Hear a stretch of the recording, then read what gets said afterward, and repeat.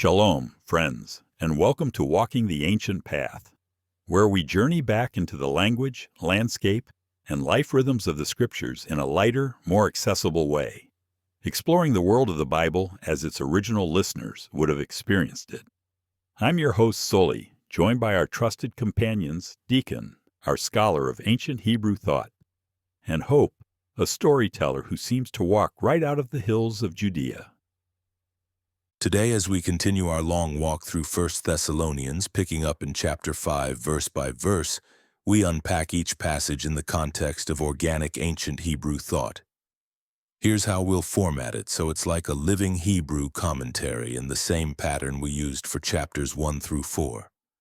First, I'll give a plain English reference rendering from the Textus Receptus.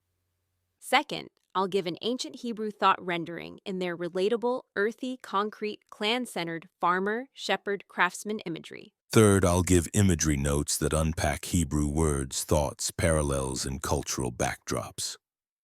Let's begin 1 Thessalonians 5 with verse 1. But concerning the times and the seasons, brothers, you have no need that I write to you. Now about the appointed times and the turning seasons, brothers of the clan, there is no need for me to set this down in writing for you. Times, in Hebrew thought, this corresponds to edim, appointed times. These are the Creator's designated moments woven into creation itself as seen in Genesis 1:14. They serve as signposts along the covenant journey. Seasons, the Hebrew word et, meaning an appointed occasion, the ripened moment when events reach fullness, like the turning of soil ready for planting, or the stalk bending with grain at harvest. Brothers, Hebrew, achim, signifies covenant kinship and a shared tent life, not just friends. No need to write. Teaching in Hebraic life was mainly oral and experiential. They already understood the rhythms of God's timing through instruction and practice. Paul's writing is simply a reminder, not new information. Verse 2. For you yourselves know perfectly that the day of the Lord so comes as a thief in the night. For you yourselves grasp fully that the day of Yahweh will arrive like a thief creeping into the camp under the cover of night. You yourselves know perfectly. The Greek word akribos means with precision, exactness. In Hebrew thought, this is not just book knowledge, but path knowledge, knowing a trail by walking it barefoot step by step. Day of the Lord, the Hebrew name, Yom Yahweh. In the prophets, this was the pivotal moment of God's intervention, both judgment and salvation, storm and sunrise. Amos warned it would bring darkness for some in Amos 5 verse 18, while Joel promised deliverance for the faithful in Joel 2 verses 31 and 32. Comes as a thief. Hebrew imagery often emphasizes suddenness and surprise. A thief in the night here is about unexpectedness, similar to an unguarded camp suddenly startled by rustling at the tent flap. Night. In Hebraic thought, night represents a time of vulnerability when one's strength is limited and vigilance is essential. Being caught off guard during the night means being unprepared for the moment of testing. Verse 3.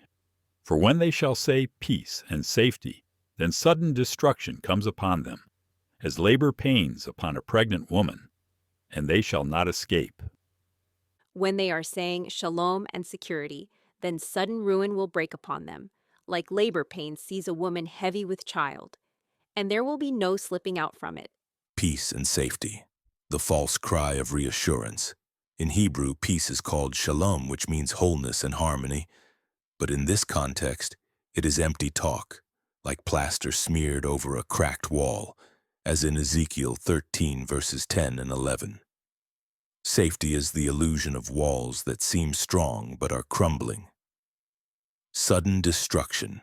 Greek olethros signifies ruin, not complete annihilation.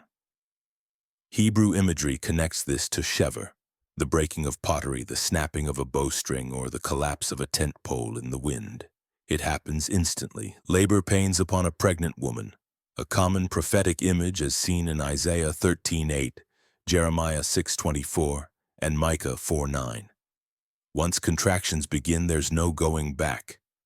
The intensity increases, unstoppable and certain until the birth happens.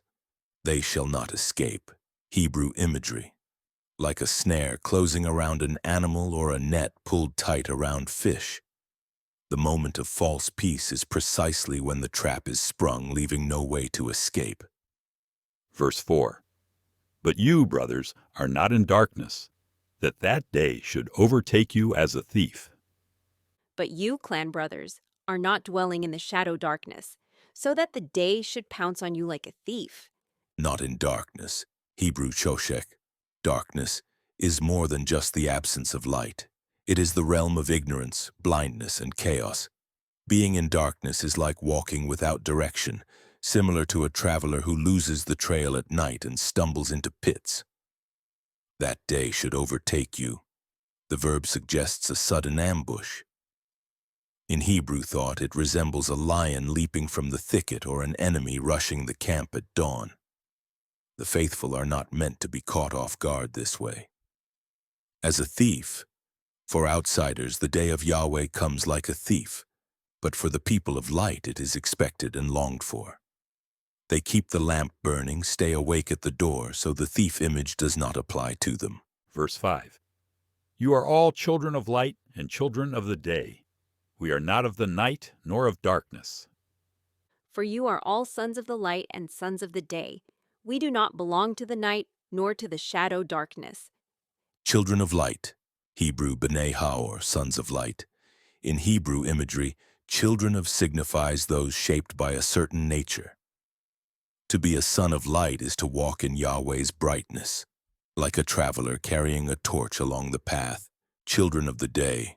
Day is a time of clarity, work, and visibility. Sons of the day live openly with nothing hidden. They rise with the sun and work until evening. Not of the night. In Hebrew thought, night is when snares are set and thieves move. To say we are not of the night means our identity is not defined by secrecy, chaos, or stumbling in the dark. Nor of darkness. Choshek in Hebrew isn't just the absence of light, it represents confusion, blindness, and danger. Paul contrasts their covenant identity. They are rooted in the Creator's order, not in the disorderly shadows. Verse 6. Therefore let us not sleep, as do others, but let us watch and be sober. So then, let us not fall into slumber like the rest, but let us keep watch like sentries and remain clear-minded. Let us not sleep. In Hebrew imagery, sleep can symbolize dullness of heart, indifference, or spiritual neglect. To sleep is to live unaware of danger, like a guard who dozes at his post while the enemy approaches. As do others. The others are those outside the covenant family, those formed by night and darkness. Their unawareness stands in contrast to the vigilance expected of the clan of light. But let us watch, Hebrew shamar, to keep watch, guard. A shepherd watches the flock at night, a sentry watches the city gate. Watching is active, alert, intentional, eyes scanning for movement, ears tuned to sound. And be sober. Greek nepho means clear-minded, free from drunken haze. Hebrew imagery, like a man standing upright with steady feet and sharp eyes, not staggering or clouded in judgment. In a covenant sense, sobriety means a spirit unclouded by falsehood, awake to Yahweh's signals in the night. We'll pause here and continue in our next chat. If you listeners have areas of interest you'd like to explore further, questions, or comments, please don't hesitate to let us know.